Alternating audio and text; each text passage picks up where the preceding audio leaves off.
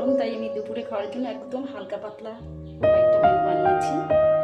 প্রথমে এক বাটি সাদা ভাত নিয়ে নিলাম, তারপর নিচ্ছি দুটো পেঁয়াজ কুচি, নিচ্ছি পেঁয়াজের টুকরো রিং করে কাটা, 4 টুকরো শসা নিলাম, তারপরে নিচ্ছি একটু লেবু, নিচ্ছি 1 টুকরো গরম লেবুটা বেশ ভালোই লাগে খেতে।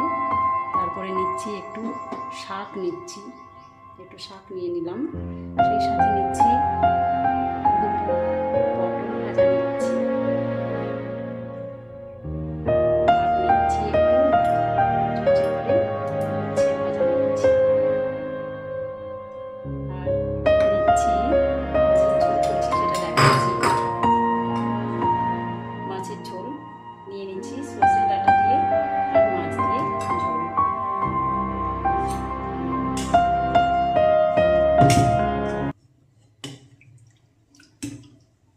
কাঁচা লঙ্কা, জিরে, আদা বাটা দিয়ে সজনে ডাঁটা দিয়ে মাছের ঝোল করেছি,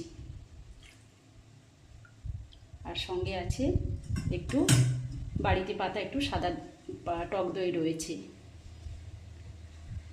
এই হলো আজকের মেনু।